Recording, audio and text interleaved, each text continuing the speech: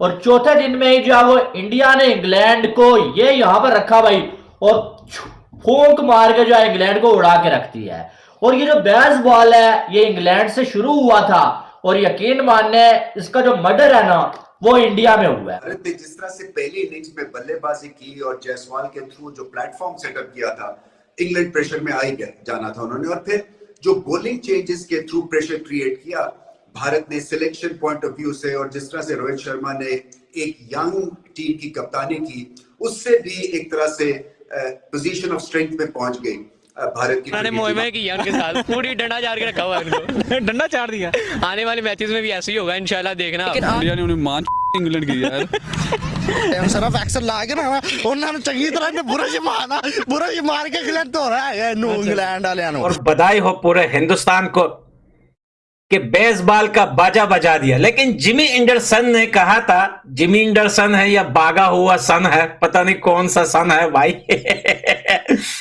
उसने एक बात कही थी कि ये मैच तो ये चुटकी बजाई और ये मैच जीत गए। देखिए, बड़े बुजुर्गों से एक बात हमने सुनी है, और अब भी बड़े बुजुर्ग बोलते हैं कि कभी बड़ी बोल इंसान को नहीं बोलनी चाहिए। लेकर आए मैदान के अंदर उसको जूते मारे 3-4 रात करो से कहेंगे भाई जो स्टेटमेंट तुम देते हो ना सोच समझ के दिया करो।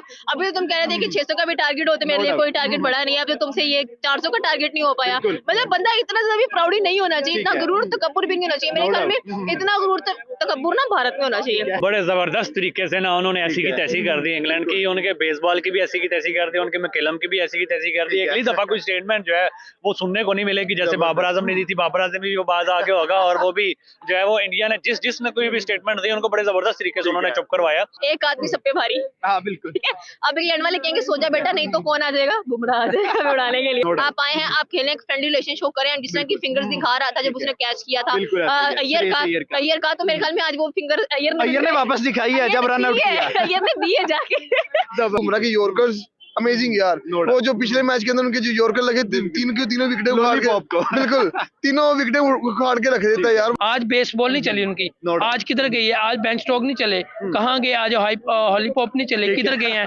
सर? सबको उन्होंने पछा कर घंटा बजा दिया इंग्लैंड का, बेसबॉल का घंटा बज गया, मकलम का बज गया है, एंडरसन का बज गया, स्टोक्स का बज गया है। वो बड़े जो बातें करते थे, हमने चेज कर जाना है, हम दूसरा टेस्ट मैच भी जीतेंगे, हम ऐसे करेंगे, हम वैसे करेंगे।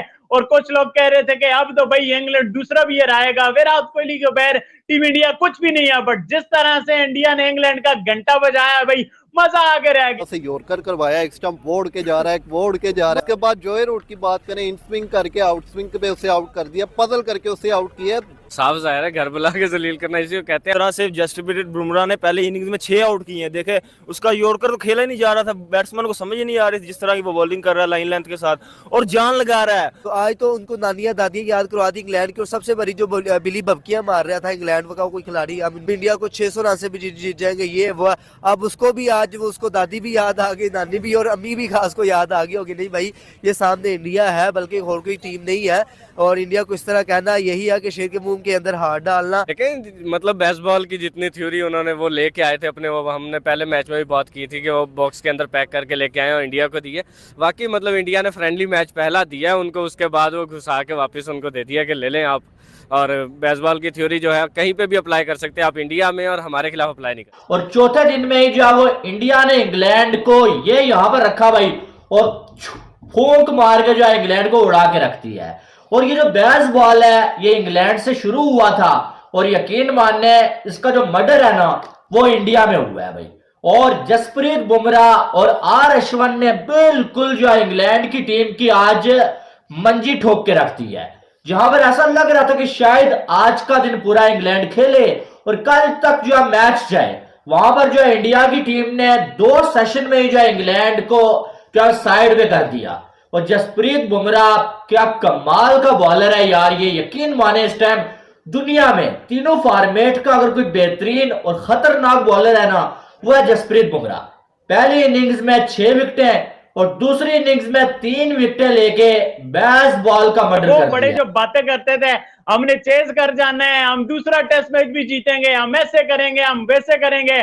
और कुछ लोग कह रहे थे कि अब तो भाई इंग्लैंड दूसरा भी ईयर आएगा, विराट कोहली के बगैर टीम इंडिया कुछ भी नहीं है। बट जिस तरह से इंडिया ने इंग्लैंड का घंटा बजाया भाई, मजा आके रह गया। सबसे पहले शुभमन गिल, फिर जासवाल, जसप्रीत बुमराह, अश्विन ने, और सबसे बढ़ के जो आज की हेडलाइंस क्रिएट की हैं, जस्सी ने, बूम बूम बुमराह ने।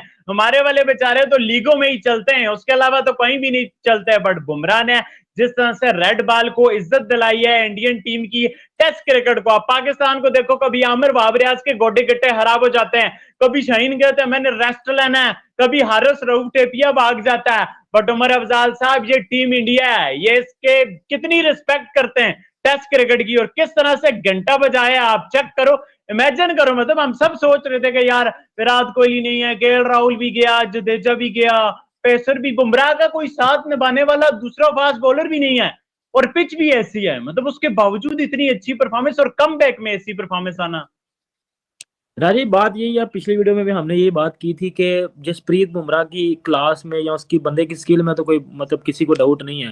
देखो मुझे लगता है कि बेहतरीन फास्ट बॉलर का उधर ही पता चलता है कि आप किसी ऐसी विकेट पे परफॉर्म करो जहां फास्ट बॉलर के लिए कोई इतनी हेल्प ना हो, मतलब एक फास्ट बॉलर वाली विकेट बनी हो। साउथ अफ्रीका वगैरह में भी उधर तो आप विकेटें ले लेते हो, लेकिन जिधर आपके लिए कुछ है ही नहीं उधर आगे आप आगे परफॉर्म कर रहे हो। 2 मैच राजा जी 2 टेस्ट मैच हुए हैं, और दोनों टेस्ट मैच में स्पिन ट्रैक बना है, टर्निंग ट्रैक था, और बुमराह 2 टेस्ट मैचेस में 15 विकेटें हैं उसकी, इस 2 टेस्ट मैचों में 15 विकेटें हैं। और सोचिए अगर फास्ट बॉलर की मदद की विकेट बनी होती तो उसने तो बजा देना था इंग्लैंड को, उसने तो 100 इंग्लैंड का एक कोई 100-150 पे ऑल आउट वाला चक्कर चल जाना था। लेकिन जिस तरह की वो बॉलिंग करता है वो बंदा, वो दिमाग से बॉलिंग करता है। और सिराज ने बोला था ना कि जसप्रीत बुमराह किसी से बात नहीं करता इतनी, वो अपने दिमाग से ही सोचता रहता है मैंने क्या करना है, मैंने क्या करना है, मैंने क्या करना है। वो प्लान्स के साथ आता है, वो बैट्समैन पे वर्क करके आता है। ये हमारे वो शहीन शुइन की तरह नहीं है कि मैच से पहले स्टेटमेंट दे देना मैं 5 विकेट ले लेनी है, तो उधर आगे कुट पड़ रही है, उधर आगे पुल शाटें पड़ी है, स्टॉप अप करके चौके छक्के पड़ रहे हैं, और फिर कह रहे थे जी हमारी पेस तो थी लेकिन उनकी कोई मशीन खराब थी। कहने का मकसद ये है कि इंडिया अगर ये टेस्ट मैच जीता ना, इसमें जायसवाल ने बड़ी जबरदस्त बैटिंग की, गिल ने 100 किया, लेकिन अगर इंडिया ये टेस्ट मैच जीता है ना, उसमें सबसे ज्यादा जो बड़ा किरदार है ना, वो किरदार है जसप्रीत बुमराह का। बुमराह ने जो फास्ट बॉलिंग की है ना, मतलब क्लास की फास्ट बॉलिंग उस बंदे ने की है। उस बंदे ने जो ओली पोप को बोल्ड मारा है, फिर उसने जो जोए रूट को आउट किया है, मतलब फिर उसने अभी भी आखिर वाली विकेट उसने ली है, एक और विकेट भी उसने ली थी, एलबीडब्ल्यू जो किया, मतलब क्लास की बॉलिंग वो बंदा करके गया। उस बंदे ने, कहते हैं ना कि अलग ही चीज है वो। और ये बात शुएब अख्तर ने भी कह दी कि बुमराह, मैं आगे सुन रहा था कि एक वीडियो में कि बुमराह इस जनरेशन का ग्रेटेस्ट बॉलर है, इस जनरेशन का वो ऑल टाइम बेस्ट बॉलर है। इवन के कीवन पिटसन ये बात कह रहा था कि यार बुमराह अनप्लेएबल होता है किसी भी कंडीशन में। और ये हमारे ये शाहीन अफरीदी को सीखना चाहिए कि इंसान के बच्चे बन के टेस्ट क्रिकेट को अहमियत दो, ताकि आप अच्छे बॉलर बनो। ये T20 कभी भी आपको बड़ा बॉलर नहीं बनाएगी।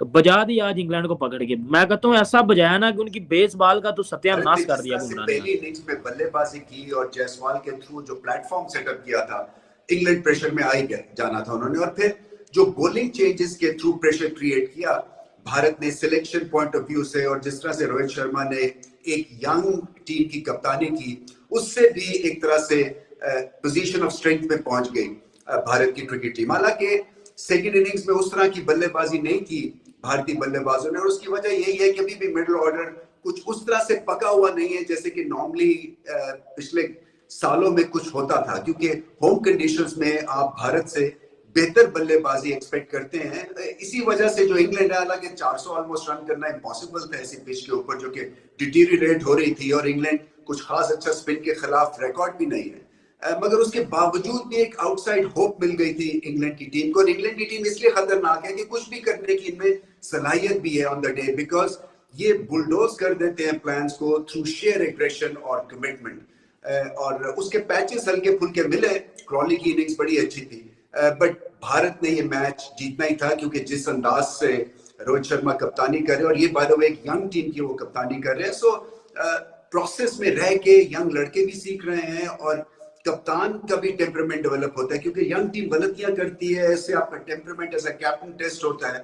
और एक इंकरेजिंग माहौल में, एक अच्छी एनवायरनमेंट में, एक विनिंग एनवायरनमेंट में एक यंग टीम को या यंग क्रिकेटर्स को ब्लड इन करना बेहतरीन अमल होता है। सो उस लिहाज से भी भारत को बहुत नंबर मिलते हैं, और सबसे ज्यादा नंबर इसलिए मिलते हैं कि एक सेट, एक टेस्ट हार के और दोबारा से मैदान में आए और पिछली डिफीट से सीखा, अगर वो सिलेक्शन में कुछ पिछली टेस्ट मैच में गलतियां की थी उसको दुरुस्त किया, अप्रोच को दुरुस्त किया, नथिंग फॉर ग्रांटेड छोड़ा, और पहली इनिंग्स जो कि इंपॉर्टेंट इनिंग्स होती है वो जो एक मार्का खेज परफॉर्मेंस थी, जायसवाल के डबल 100 फिर से तारीफ करनी पड़ेगी। गिल के सेकंड इनिंग्स का 100 भी बड़ा क्रूशियल था क्योंकि उस वक्त उस तरह की बैटिंग कंडीशंस नहीं थी जैसे कि पहली इनिंग्स में थी, मगर अपने आप को इस तरह से भरपूर चांस देना और टर्न अराउंड चीजों को कर देना so early after that first innings debacle, और डिबैकल ही था, 190 रन लीड लेके भारत वो टेस्ट मैच हार गई थी। तो एक साइकोलॉजिकल आपको डेंट लगता है क्योंकि आप घर में बड़े अरसे के बाद हारे और इतनी मैसिव लीड के बाद हार गए कि टीम कई दफा, और यंग टीम जो है वो घबरा जाती है और अपने पांव पे खड़ी नहीं होती है। सो बहुत क्रेडिट थिंक टैंक को, रोहित शर्मा को और फिर बुमराह को, इसलिए कि वो लीडर ऑफ द पैक अब बन गए हैं। मैंने बहुत सारे फास्ट बॉलर्स देखे हैं दुनिया में, खेला भी हूँ और फेस भी किया है, मगर बुमराह जैसा टैलेंट जो है वो बड़ा कम आता है, इसलिए कि जो नया बॉल भी फास्ट बॉलर कर ले, जो रिवर्स स्विंग भी कर ले, जो स्लोअर बॉल डेवलप कर ले, और जो कि डिसेप्शन का वेपन जो है वो इन 3 टेयर्स पे आजमाए, यानी कि बाउंसर भी तेज, यॉर्कर भी तेज, पेस ऑफ भी बहुत ही लाजवाब, और बल्लेबाज को सामने रख के और कंडीशंस को सामने रख के आप एक लाएअमल तैयार करें अपनी बॉलिंग का। इस लिहाज से ये आउटस्टैंडिंग टैलेंट है और बहुत खुशी होती है कि ऐसा बॉलर जो है हमें दिखने को मिल रहा है जिनकी लाइन और डायरेक्शन अच्छी है, एक भी बॉल ये जाया नहीं करते, हर बॉल पे बल्लेबाज का इम्तिहान होता है और ये इनकी ग्रेटनेस है। और फिर मैं दोबारा से रिपीट करूंगा कि जो कि वनडे के एक या वाइट बॉल के एक ग्रेट टैलेंट थे, वहां से इन्होंने अपने आप को इनकरेज किया और फिर टेस्ट क्रिकेट में अपना लोहा मनवाया। सो ये हर नए बच्चे के लिए एक बहुत बड़ी एक कहानी है।